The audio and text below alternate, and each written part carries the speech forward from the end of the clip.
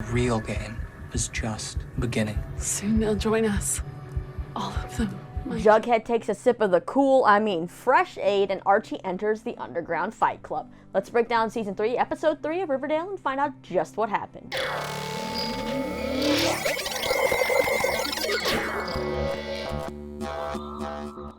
Rise and shine on, you lovely people. Lisa here for your weekly dose of Riverdale. This week's episode is titled As Above, So Below, after the famous horror movie, but in this case, we're going underground in 3 different ways. We spend time with Betty and Jughead in Dilton's bunker, Veronica's speakeasy under Pops finally opens, and Archie heads down to the abandoned pool to begin their version of Fight Club. Now, this episode continues the setup for the next episode, which is the flashback episode, as we learn that FP and Alice know a lot more than they're letting on about this Griffins and Gargoyles game, and they're gonna do whatever it takes to kind of stop people from playing this game. So, let's go ahead and dive right into this episode. This episode picks up 3 weeks after the events of the last episode. Archie has spent those 3 weeks in solitary confinement for starting that riot, which we all know he didn't start.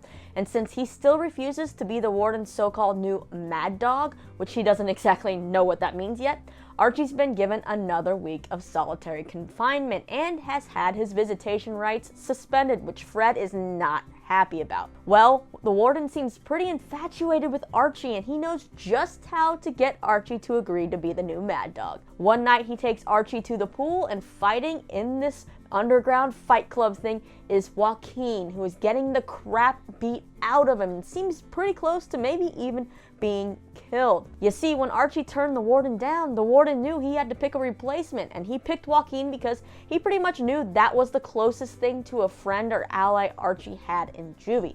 So to save Joaquin, Archie agrees to become the warden's new fighter for this fight club, in which there's also a team of fighters, and the warden sells tickets to these fights, and the guards end up making bets, and it seems like everyone profits except for the fighters, but they do get some perks. Now, during Archie's first fight, he's a little too good.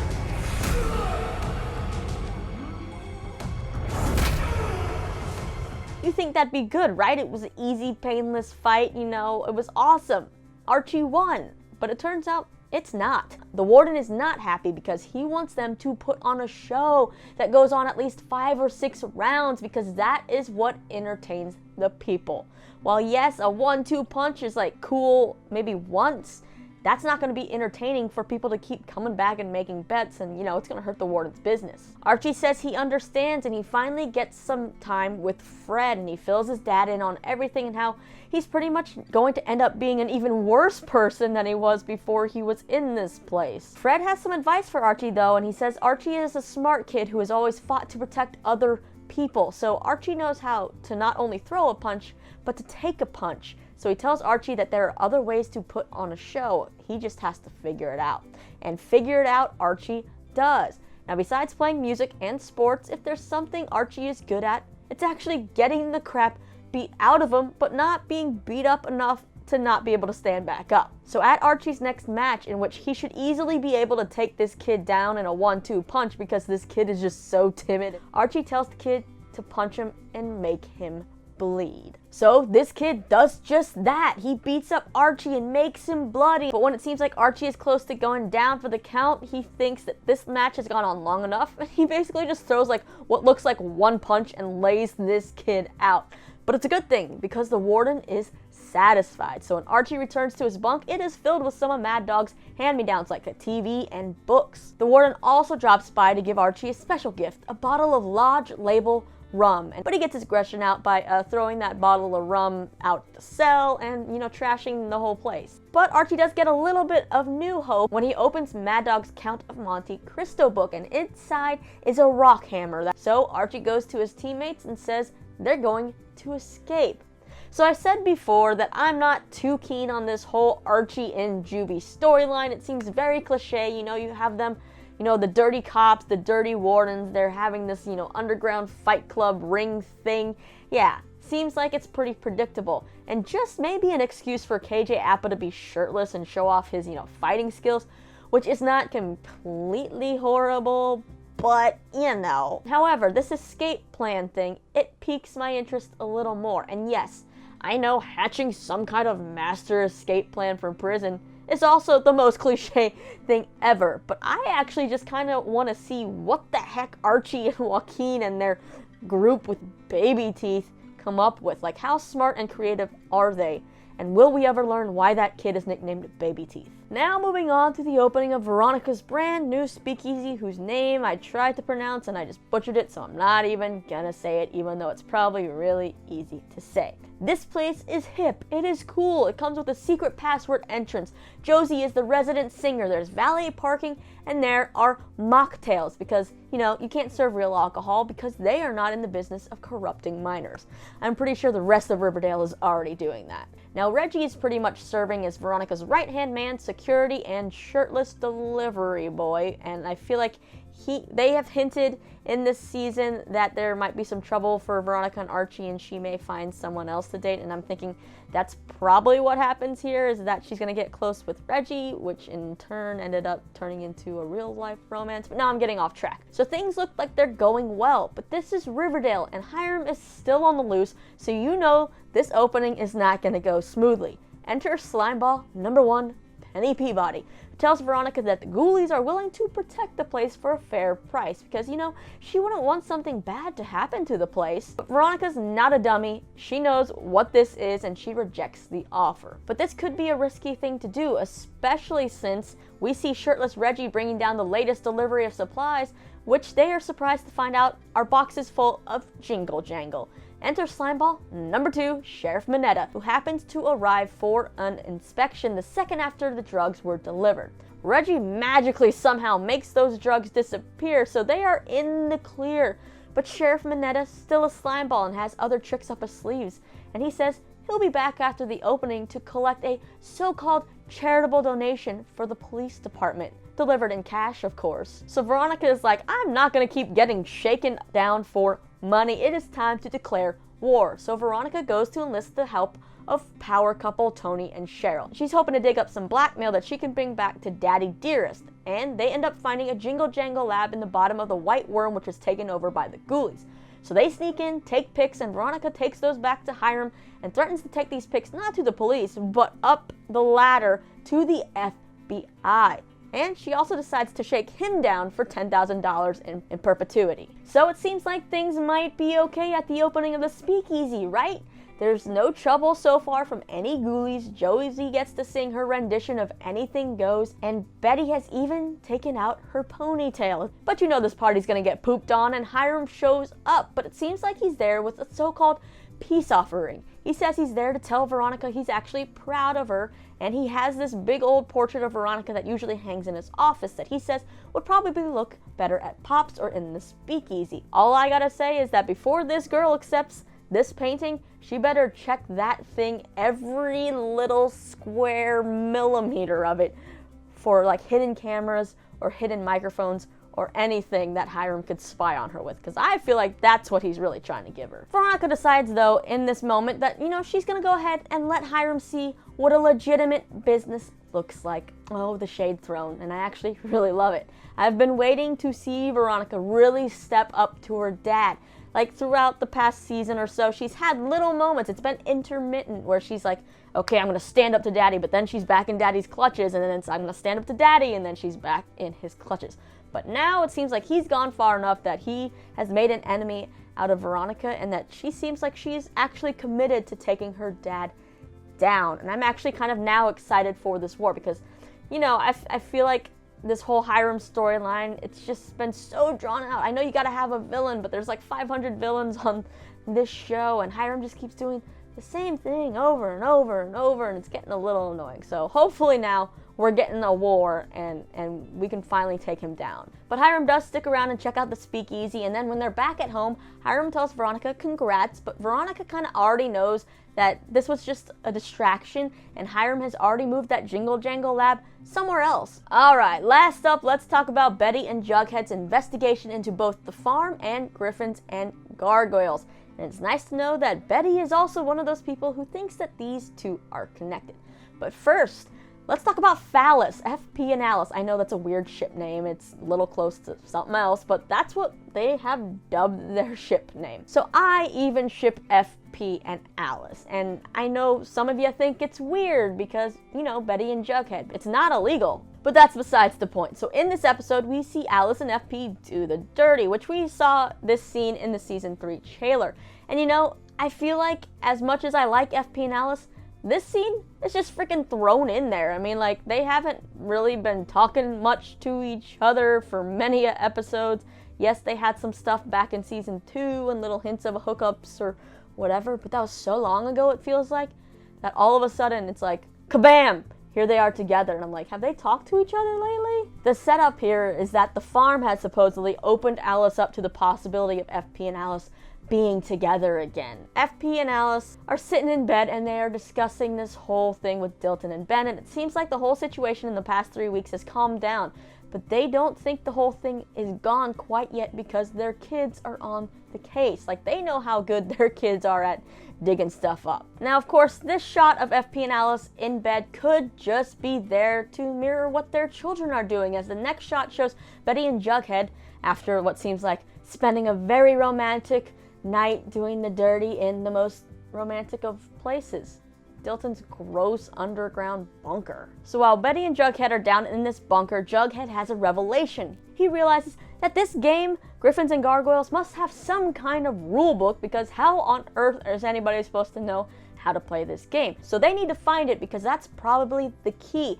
And they also know that this thing kind of feels like a cult, and every cult has a king, hence the Gargoyle King. And this puts the idea in Betty's head that the farm and the game might be connected, because everyone always talks about this so-called Edgar Evernever like he is the king.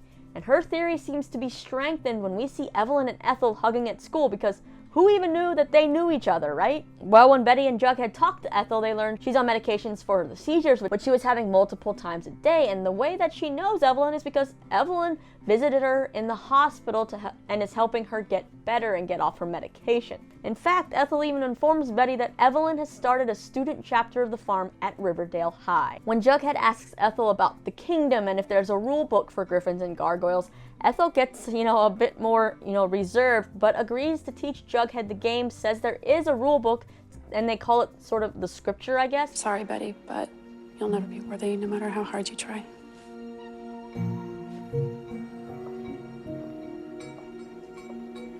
I love the fact that Betty pretty much could not keep a straight face during this little bit of time, and Jughead almost couldn't either, and that just kind of makes me like her a little bit more in this scene.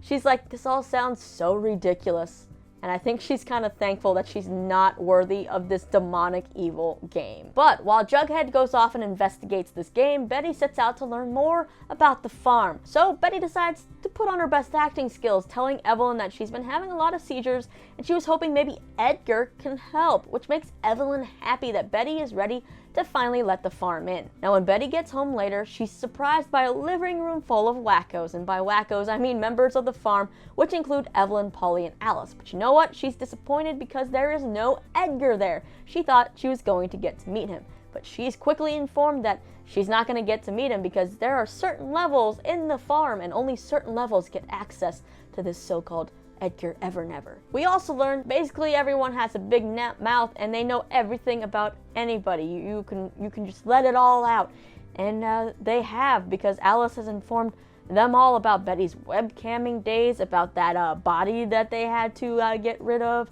about all the dark stuff that they have done, which Betty is not happy about. Let's talk about how you, Evelyn, were there at both my seizure and Ethel's, and about how the farm showed up in Riverdale at about the same time as a crazy game. But then Evelyn lets it be known that they only learned about this Griffins and Gargoyles game from Alice, who seems to have had, obviously, a history with it, or has played it before. And that's when Alice backs up and is like, yeah, maybe we shouldn't be so open and talking about all the things that I've talked about in this group. She's like trying to backtrack. But she's kind of saved by the bell in a sense, because Betty starts to get, dizzy and have another one of her spells. Meanwhile, Jughead goes down to the bunker to meet Ethel, which she has decked out this bunker in so many candles that I feel like this has gotta be a fire hazard, right? And they end up playing this game, and Jughead ends up presented with 2 goblets, one of which he must drink out of in order to prove himself. Now Jughead, of course, doesn't want to do it because he saw what happened to Dilton and Ben, and he's like, Yeah, not so much, but Ethel insists that he has to if he wants that scripture. So Jughead flips a coin and puts his life in that coin's flip as he goes and drinks from one of the goblets. And thankfully, he only ends up with blue lips and he gets that scripture. There's also an awkward kiss here that Ethel demands before giving him the scripture, which it's just weird. But after that, Ethel decides to go ahead and go drink the other goblet so she can go be with Ben and be in the kingdom. And I don't know what's going on in these kids' heads. But thankfully, Jughead acted fast enough and the poison did not kill Ethel. Instead, Ethel wakes up in the hospital on suicide watch with her arms chained to the bed. It's over now, Ethel. No. It's only just beginning. You've proven yourself, Hellcaster. I told him that you were worthy enough to spread his gospel. Jughead seems to be under the impression, though, that, the game is finished and that this copy of the scripture he was given is the only one. So he goes and thinks he's hiding it in a safe place at home while he and Betty go to the speakeasy opening. However, when they return home to the trailer, it's been turned upside down and FP and Alice have found the scripture and are furious, and they tell the two that this game is pure evil. They should not be anywhere near it. Now, Jughead tries to tell FP that that is the only copy of the scripture and they're going to use it to not play the game, but to use it to figure out, because it's the key to maybe figuring out what happened with the suicides and everything surrounding it. But FP, he ends up burning that scripture anyway. So Betty and Jughead now think that maybe that was for the best. They know that their parents played the game, but now with the scripture gone, maybe all of this madness will end. Well, we might get to find out, because Jughead quickly learns at school that that game, it's not over, and that was not the only copy of the scripture. Ethel wasn't lying when she said it was just the beginning, because somehow she managed to, or somebody she knows managed to put copies of the scripture in all the lockers at school in hopes that the kids would, start playing this game, and then it would be really hard to stop everybody and this thing would spread like wildfire. And then we see Ethel in her hospital room talking to the Gargoyle King, and she says that she did what he asked and spread the gospel, and now the real game is just beginning and soon they'll all join her. Now, I'm still on board with this whole theory that the farm and this game are somehow connected, and Edgar Evernever is definitely a key piece, whether he is the so-called Gargoyle King or not. But I'm more still confused, though, about Betty's seizures and dizzy spells. What are these caused by? Are these caused by stress? Is she being drugged? Is it so-called magic or supernatural, which they have said they're not doing this season, but, they could lie to us? Or is it something else? I have no idea, but it seems like we may learn a lot in the next episode, in which Alice starts to tell Betty about her junior year of high school, and that's when we get this flashback episode with the kids playing the teen versions of their parents. So let's go ahead and take a look at the promo for this episode, which won't air until November 7th. It was our junior year. Fred Andrews, Alice Smith, Hermione Gomez, Forsyth Pendleton Jones Jr., welcome to Saturday Detention. Our lives were about to change forever. The world was a very different place, and we were very different people. Alright, yeah, the Breakfast Club feel is definitely there. The episode is called The Midnight Club. We have the detention. We have Anthony Michael Hall as the principal.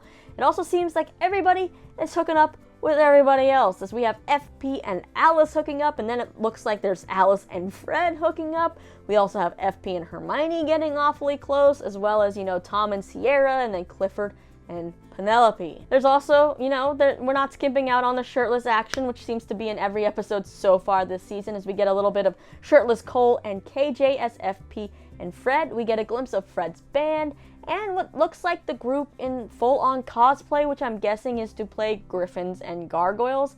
And I really love here that Cole, as FP, is wearing a crown that looks just like the classic Jughead crown. Now, in this promo, there is a frame where we have a shot of all of the kids putting their hands in a circle, like maybe this is where they're making the pact. And we see FP, Tom, Sierra, Penelope, Marty, who's Reggie's dad, Hiram, Hermione, Fred, Alice, and somebody else. And this somebody else looks a lot like Dilton Doily. So is this Dilton's dad, or maybe an uncle, or some kind of relative of Dilton?